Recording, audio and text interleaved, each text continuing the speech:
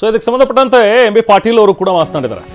M B Patil ಹೇಳೋ ಹಾಗೆ ಸಿದ್ದರಾಮಯ್ಯ 7 ವರ್ಷ ಅಲ್ಲ 10 ವರ್ಷ ಸಿಎಂ ಆಗಿರ್ತಾರೆ. ಪರಮೇಶ್ವರ್ ಮಾತಿಗೆ ಸಚಿವ ಎಂ ಬಿ ಪಾಟೀಲ್ ಅವರು ರಿಯಾಕ್ಟ್ ಮಾಡಿರೋದೇ ರೀತಿ.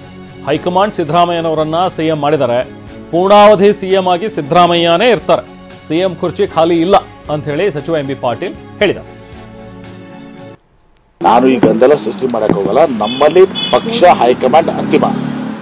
ಹೈಕಮಾಂಡ್ ಸಿದ್ದರಾಮಯ್ಯವ್ರನ್ನ ಮುಖ್ಯಮಂತ್ರಿ ಮಾಡಿದ್ದಾರೆ, ಮುಖ್ಯಮಂತ್ರಿ ಕುರ್ಚಿ ಖಾಲಿ ಇಲ್ಲ, ಮುಖ್ಯಮಂತ್ರಿಗಳು ತಮ್ಮ ಪೂರ್ಣಾವಧಿಯನ್ನ ಪೂರೈಸ್ತಾರೆ, ಮತ್ತೆ ಅವರ ನೇತೃತ್ವದಲ್ಲಿ ಚುನಾವಣೆ ಆಗ್ತದೆ, ಮತ್ತೆ ನಾವು ಅಧಿಕಾರಕ್ಕೆ ಬರ್ತೀವಿ.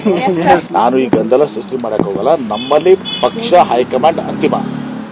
ಹೈಕಮಾಂಡ್ ಸಿದ್ದರಾಮಯ್ಯವ್ರನ್ನ ಮುಖ್ಯಮಂತ್ರಿ ಮಾಡಿದ್ದಾರೆ, ಮುಖ್ಯಮಂತ್ರಿ ಕುರ್ಚಿ ಖಾಲಿ ಇಲ್ಲ, ಮುಖ್ಯಮಂತ್ರಿಗಳು ತಮ್ಮ ಪೂರ್ಣಾವಧಿಯನ್ನ ಪೂರೈಸ್ತಾರೆ, ಮತ್ತೆ ಅವರ ನೇತೃತ್ವದಲ್ಲಿ ಚುನಾವಣೆ ಆಗ್ತದೆ, ಮತ್ತೆ ನಾವು ಅಧಿಕಾರ. ಹೆಚ್ಚಿನ ಮಾಹಿತಿ ನಾವು ಪ್ರತಿನಿಧಿ ಪ್ರಸನ್ನ ನೀಡ್ತಾರೆ. ಪ್ರಸನ್ನ, ಈಗ ಎಂ ಬಿ ಪಾಟೀಲ್ ಅವರು ಕೊಟ್ಟಿರುವಂತಹ ಹೇಳಿಕೆ, ಪರಮೇಶ್ವರ್ ಅವರ ಹೇಳಿಕೆ ಎಲ್ಲವೂ ಕೂಡ ಗಮನಿಸ್ತಾ ಇದ್ರೆ ಅವರೇ ಪೂರ್ಣಾವಧಿ ಸಿಎಂ ಆಗಿರ್ತಾರೆ ಅಂತ ಹೇಳೇನೋ ಹೇಳ್ತಾ ಇದ್ದಾರೆ, ಇಬ್ಬರು ನಾಯಕರುಗಳು ಹೇಳ್ತಾ ಇದ್ದಾರೆ. ಬಟ್ ಮೊನ್ನೆ ಖರ್ಗೆ ಕೂಡ ಲಾಸ್ಟ್ ಮಂತ್ ಅಲ್ಲಿ ಬಂದು ಹೇಳಿದಾಗ ಯಾರು ಕೂಡ ಮಾತಾಡಬೇಡಿ ಬಹಿರಂಗವಾಗಿ ಅಂತ ಹೇಳೋಗಿದ್ರು. ಸೊ ಆದ್ರೂ ಈಗ ಮತ್ತೆ ಶುರುವಾಗಿದೆ. ಈಗ ಯಾಕೆ ಮತ್ತೆ ಇದು ಪೂರ್ಣಾವಧಿ ಅಲ್ಪಾವಧಿ ಇವರೇ ಇರ್ತಾರೆ ಸಿಎಂ ಅನ್ನುವಂಥ ಚರ್ಚೆ ಮತ್ತೆ ಯಾಕೆ ಮುನ್ನೆಲೆಗೆ ಬಂದಿದೆ ಈಗ ಕಾಂಗ್ರೆಸ್ನಲ್ಲಿ? ಹಾಗಾದ್ರೆ ಪ್ರಸನ್ನ,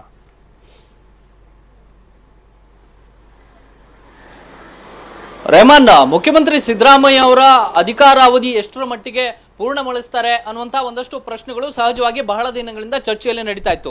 ಇದೀಗ ನಿನ್ನೆ ಖಾಸಗಿ ಕಾರ್ಯಕ್ರಮವೊಂದರಲ್ಲಿ ಭಾಗಿಯಾಗಿದ್ದಂತಹ ಮುಖ್ಯಮಂತ್ರಿ ಸಿದ್ದರಾಮಯ್ಯನವರು ಹೌದು, ದೇವರಾಜ ಅರಸು ಅವರು ಪೂರೈಸಿದ್ದಂತಹ ಅವಧಿಗಿಂತ ಹೆಚ್ಚು ಮುಖ್ಯಮಂತ್ರಿ ಸ್ಥಾನದಲ್ಲಿ ನಾನು ಇರಬೇಕು ಅನ್ನುವಂತ ಒಂದು ಇಚ್ಛೆ ಇದೆ ಅನ್ನುವಂತಹ ಅರ್ಥದಲ್ಲಿ ಕೆಲವೊಂದಿಷ್ಟು ಮಾತುಗಳನ್ನ ಆಡಿದ್ದಾರೆ. ಅದು ಖಾಸಗಿ ಕಾರ್ಯಕ್ರಮ ಆಗಿತ್ತು.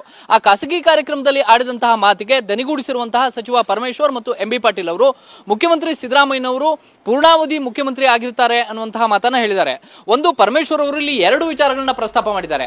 ಒಂದು, ಮುಖ್ಯಮಂತ್ರಿಯಾಗಿ ಸಿದ್ದರಾಮಯ್ಯನವರನ್ನ 2ನೇ ಅವಧಿಗೆ ಆಯ್ಕೆ ಮಾಡುವಂತಹ ಸಂದರ್ಭದಲ್ಲಿ ಯಾರು ಕೂಡ 2.5 ವರ್ಷ ಮುಖ್ಯಮಂತ್ರಿಯಾಗಿ ಮಾತ್ರ ಸಿದ್ದರಾಮಯ್ಯನವರು ಇರ್ತಾರೆ ಅನ್ನುವಂತ ಯಾವುದೇ ರೀತಿಯ ಸಂದೇಶವನ್ನ ರವಾನೆ ಮಾಡಿರಲಿಲ್ಲ. ಈ ಕಾರಣಕ್ಕೋಸ್ಕರ ನಾವು ಶಾಸಕಾಂಗ ಪಕ್ಷದ ನಾಯಕನಾಗಿ ಸಿದ್ದರಾಮಯ್ಯನವರನ್ನ ಆಯ್ಕೆ ಮಾಡುವಂತಹ ಸಂದರ್ಭದಲ್ಲಿ ಅವರು ಪೂರ್ಣಾವಧಿಯ ಸಿಎಂ ಅಂತಲೇ ಆಯ್ಕೆ ಮಾಡಿದೀವಿ. ಹೀಗಾಗಿ ಅವರು ಪೂರ್ಣಾವಧಿಯ ಸಿಎಂ ಆಗಿದ್ರೆ ಸಹಜವಾಗಿ ದೇವರಾಜ ಅರಸು ಅವರು 7 ವರ್ಷ 7 ತಿಂಗಳ ಕಾಲ ಮುಖ್ಯಮಂತ್ರಿಯಾಗಿ ತಮ್ಮ ಅಧಿಕಾರವನ್ನ ನಿರ್ವಹಿಸಿದ್ರು. 5 ವರ್ಷ ಸಿದ್ದರಾಮಯ್ಯನವರು ಅಧಿಕಾರವನ್ನ ಪೂರ್ಣ ಮಾಡಿದ್ದೇ ಆದ್ರೆ ಸಹಜವಾಗಿ ದೇವರಾಜ ಅರಸು ಅವರ ದಾಖಲೆಯನ್ನ ಮುರಿತಾರೆ. ಅವರು ದೇವರಾಜ ಅರಸು ಅವರ ದಾಖಲೆಯನ್ನ ಮುರಿಲಿ ಅಂತ ಹೇಳಿ ಹಾರೈಸ್ತೇನೆ ಅನ್ನುವಂತಹ ಮಾತನ್ನ ಪರಮೇಶ್ವರ್ ಅವರು ಹೇಳಿದ್ದಾರೆ. ಈ ಮೂಲಕ ಡಿ ಕೆ ಶಿವಕುಮಾರ್ ಅವರಿಗೆ ಎಲ್ಲೋ ಒಂದ್ ಕಡೆ ಟಾಂಗ್ ಕೊಟ್ಟಂತೆ ಕಾಣ್ತಾ ಇದೆ. ಈ ಮಾತಿಗೆ ಎಂ ಬಿ ಪಾಟೀಲ್ ಅವರು ದನಿಗೂಡಿಸಿದ್ದಾರೆ. ಹೌದು, ಸಿದ್ದರಾಮಯ್ಯ ಅವರು ಈಗಾಗಲೇ ಹತ್ರ 7 ವರ್ಷ ಅಧಿಕಾರವನ್ನ ಪೂರ್ಣಗೊಳಿಸ್ತಾ ಇದ್ದಾರೆ. ಕೇವಲ 7 ವರ್ಷ ಅಲ್ಲ, 10 ವರ್ಷಕ್ಕೂ ಕೂಡ ಸಿದ್ದರಾಮಯ್ಯನವರೇ ಮುಖ್ಯಮಂತ್ರಿ ಆಗಿರ್ತಾರೆ. ಮುಂದಿನ ಚುನಾವಣೆಯನ್ನು ಕೂಡ ನಾವು ಸಿದ್ದರಾಮಯ್ಯನವರ ನೇತೃತ್ವದಲ್ಲೇ ಹೋಗ್ತೀವಿ ಅನ್ನುವಂತ ಮಾತನ್ನ ಇದೀಗ ಎಂ ಬಿ ಪಾಟೀಲ್ ಅವರು ಹೇಳಿದ್ದಾರೆ.